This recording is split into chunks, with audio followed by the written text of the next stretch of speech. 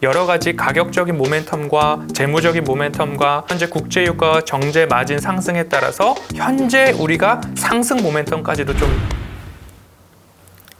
안녕하세요. MTNW 야간 특송 시청자 여러분, 허반석입니다.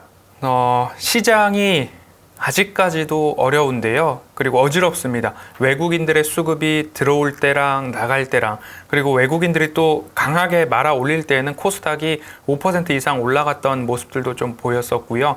최근 시장은 개인들의 신용잔고가 급감하고 있고 외국인들의 보유 비중도 연중 최저치를 기록하고 있는 가운데 누가 우리 시장을 좀 구원해 줄까?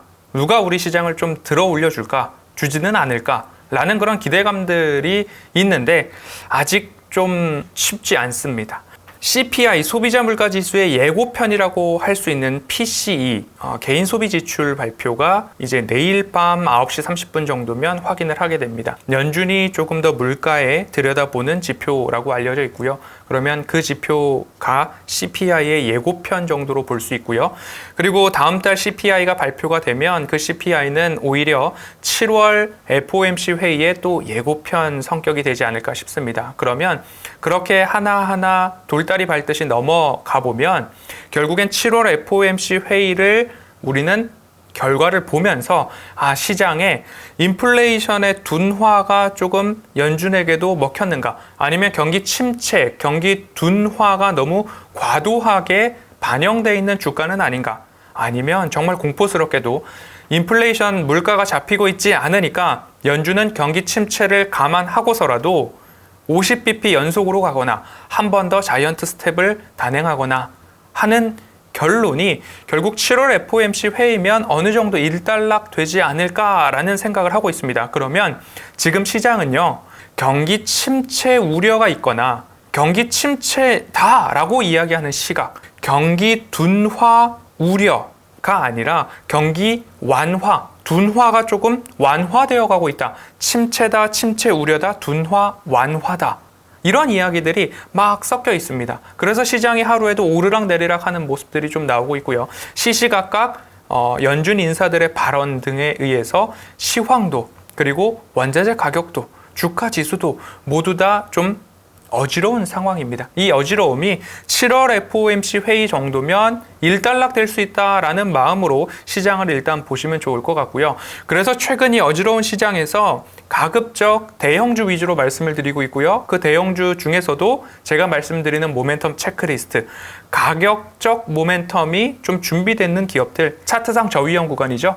지난주에 CJ제일제당도 마찬가지로 주봉을 열어놓고서 한 코로나 팬데믹 이전부터 최근까지의 추세선을 그어보니까 경기 방어주 성격이고 원자재 가격들은 이미 상승을 했고 그에 맞춰서 지난달, 지지난달 판매 가격을 올렸습니다. 그런데 밀, 팜유, 옥수수, 대두 하나하나 원자재 가격, 곡물 가격의 피크 아웃이 좀 이야기가 나오니까 한번 가격은 올렸는데 그럼 판매 가격은 다시 낮추지 않고 원자재 가격은 완화의 조짐을 보인다면 기업의 이유는 좋아질 수 있겠구나 라는 말씀을 드렸고요. 차트에서 보시다시피 이 차트상 저위험 구간에서 아직도 주봉상 차트상 저위험 구간 영역에 있습니다. 그래서 꾸준하게 이 가격대, 지난주 다시 보기 하셔서 가격대에서는 접근 가능성이 있다라는 부분 참고를 해 보시면 좋겠습니다. 이번 주에는 공통점을 좀 말씀을 드릴게요. 국제 유가, 정제 마진, 그리고 러시아, 원유, 경유 값이 폭등했다. 이런 것들에 있어서 수혜를 볼 수 있는 섹터를 우리는 무엇이라고 불렀을까요? 지난주 그리고 5월달 제가 작전 리포트를 통해서도 꾸준하게 좀 말씀을 드렸고요. 대표적으로 S-오일, HD 현대 이런 기업들이 좀 있겠죠. 이 기업 어느 섹터일까 한번 생각을 해보실까요? 바로 정유 업종입니다. 이 정유 업종에 대해서 5월 20일경 작전 리포트에서도 HD 현대를 말씀을 드렸고 여기에도 배당 안전판이 있기 때문에 오히려 안전하게 좀 접근을 해볼 수도 있겠다. 여러 가지 가격적인 모멘텀과 재무적인 모멘텀과 현재 국제유가 정제 마진 상승에 따라서 현재 우리가 상승 모멘텀까지도 좀 확인을 했습니다. 배당을 받지 않더라도 뭐 10%에 육박하는 수익을 좀 보셨는데요.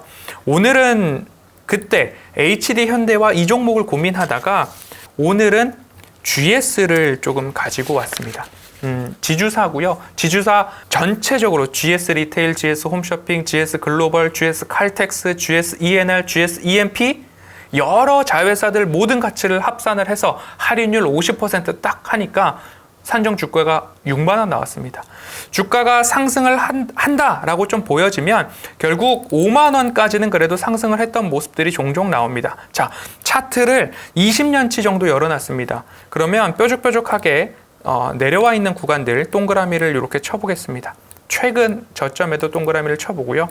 그리고 저점 동그라미와 최근 동그라미를 이렇게 연결을 해보니까 무언가 그래도 여기 밑으로는 어지간하면 안 내려가겠다라는 느낌이 나옵니다.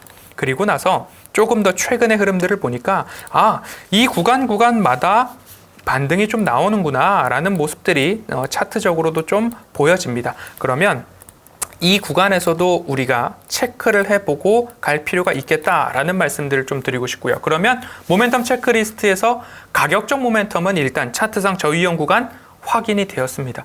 그리고 나서 오늘 또 말씀드리고 싶은 부분 중에 하나는 최근 수급입니다.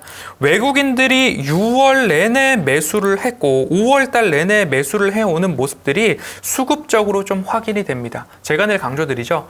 외국인들이 연중 최저치의 주식 비중을 보이고 있기 때문에 우리 시장을 다시 이끌어줄 수 있는 가장 강력한 수급은 외국인 수급이다. 그 외국인들 수급이 연속적으로 들어오는 기업들, 시장이 내리거나 오르거나 연속적으로 외국인들이 사는 종목들은 가격적인 매력이 있을 때 살펴볼 필요가 있겠다라는 말씀드리고요.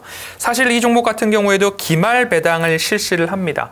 당기순이익이 적자가 났던 20년도에도 1,900원에 배당을 했고요. 그리고 지난해에도 2,000원, 그리고 올해도 2,000원은 최소한 하겠지라는 전망이 우세한 상황입니다. 그러면 42,000원, 41,500원 권역에서 배당 수익률 약 4.5%, 4.78%까지 계산이 되고 있으니까요.